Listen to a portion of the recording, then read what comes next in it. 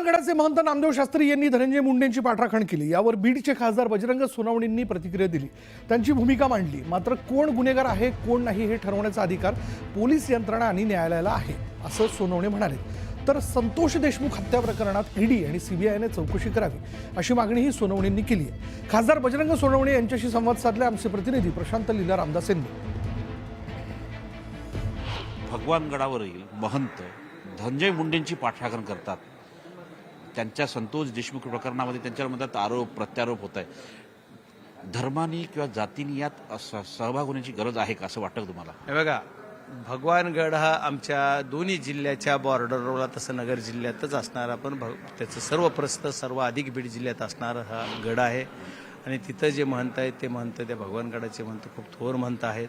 त्यांनी काय बोलावं हा त्यांचा अधिकार आहे, कुणाला पाठिंबा द्यायचा काय करायचं। पण मला वाटतंय की त्यांनी जे वक्तव्य केलंय ते त्यांच्या दृष्टीनं त्यांच्या दृष्टीनं ते बोललेले आहेत। त्याच्यावर मी काय बोललं पाहिजे, तर माझं एकच म्हणणं आहे की कुणीही बोलताना, मी सुद्धा बोलताना सामाजिक तेढ निर्माण नाही झाली पाहिजे, समाजात सलोखा राखायचं काम झालं पाहिजे।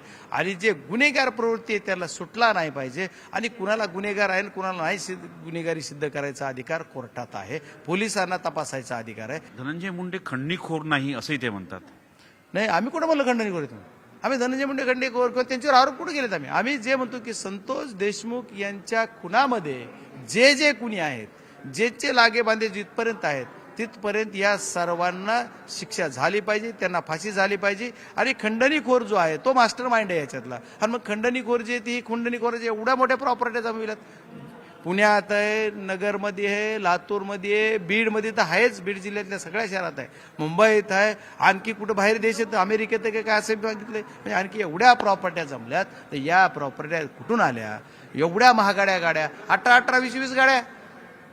मग आम्ही कुठं म्हणतोय ते तुम्ही एवढी प्रॉपर्टी कुठं आली याचं उत्तर द्या ना, कशाला म्हणून खंडणीखोर? आणि इथं तर डायरेक्ट ज्याच्या गाड्या वापरल्यात, कुणी ब्लँकेट नेऊन दिलेत, कुणी पैसे दिलेत, कुणी स्वतः संरक्षण दिलंय, मारताना व्हिडिओ दुसऱ्याला दाखविलेत। आणि एवढं करताना तुम्ही त्याला सहारोपी करीत नाहीत। याच्यासाठी सीबीआय चौकशी पाहिजे। आणि सीबीआय चौकशी आली की मग दूध का दुधावर पाणी का पाणी होणार।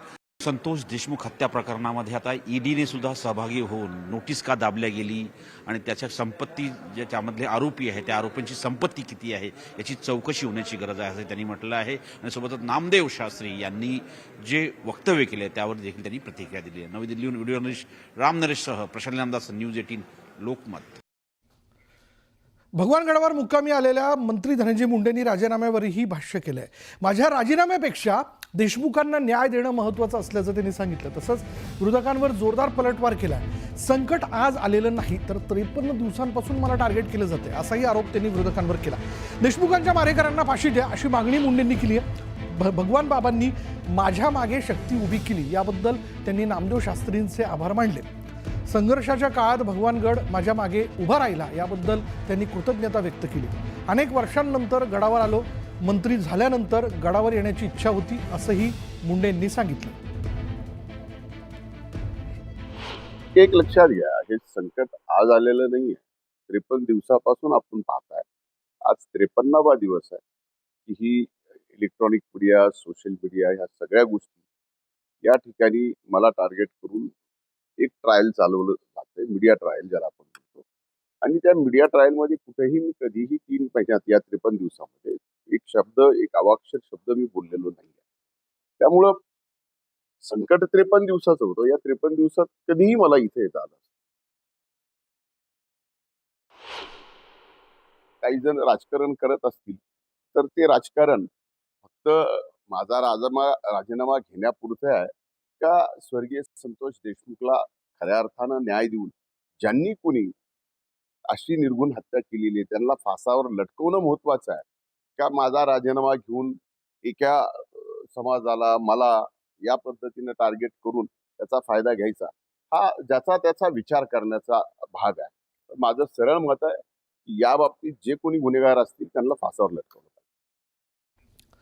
भगवानगडाचे महंत नामदेव शास्त्री यांनी भगवानगड हा धनंजय मुंडेंच्या पाठीशी असल्याचा थेट संदेश दिलाय। आध्यात्मिक चळवळीचं प्रेरणास्थान असलेल्या भगवानगडावरून त्यांनी सध्याच्या राजकीय चिखलफेकीवर भाष्य केलं.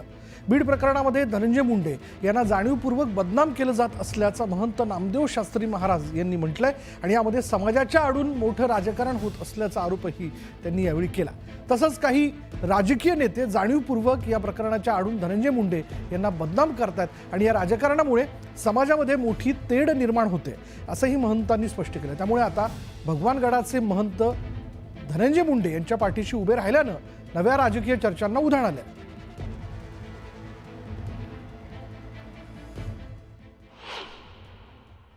जो मुलगा राजकीय घराण्यामध्ये जन्माला आलेला आहे आणि पक्षाचे सगळे नेते ज्याचे बालमित्र आहेत, त्याची गुन्हेगारी पार्श्वभूमी नसताना त्याला गुन्हेगार का ठरवतात असं मला जाणवतं, असं मला वाटतं.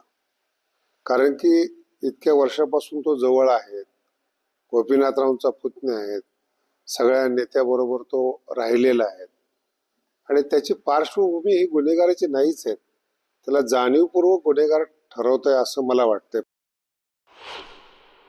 खंडणीवर जगणारे हे नेते नाहीत ना, ज्याच्यावर मीडिया आज आक्षेप करतोय. गेल्या 53 दिवस झाले तुम्ही मीडिया ट्रायल चालवलेत, त्याच्यामध्ये धनंजय मुंडे खंडणी करून जगणारा माणूस किंवा गुन्हेगार नाहीये ना. त्याला तुम्ही कायमस्वरूपी हेच ठरवताय ना तुम्ही, त्याची पार्श्वभूमी ती नाहीये ना. तर नामदेव शास्त्रींनी आपण पाठराखण केल्याचं बघितलं. आदरणीय माणसांनी आपल्या शब्दांना मर्यादा द्याव्यात. नामदेव शास्त्रींनी संतोष देशमुखांबद्दल केलेलं वक्तव्य दुर्दैवी असल्याचं जितेंद्र आव्हाडांनी म्हटलंय. मी 100% सांगतो, खून धनंजय मुंडेंनी केलेला नाही. पण त्या निर्दोष आहेत का? नाही. ह्या गँगला पोषण्याचं, मोठं करण्याचं काम, राजकीय राजाश्रय देण्याचं काम त्यांनी कळत न कळत केलंय ना. आणि एका गादीने द्वेष सूड याच्या विरोधात भाष्य करायचं असतं. शांतता निर्माण होईल, प्रेमाचे संदेश द्यायचे असतात. त्यांच्याकडनं अशा कृत्याबाबत भाष्य करणं हे मला तरी पटलेलं नाही. ते माझ्या दृष्टीने अत्यंत आदरणीय आहे, अत्यंत आदरणीय आहे. पण आदरणीय माणसाने आपल्या शब्दांना मर्यादा द्याव्यात असं माझं मत आहे. त्यांनी संतोष देशमुखांबद्दल केलेलं वक्तव्य अत्यंत दुर्दैवी आहे. पुढे बोलूयात.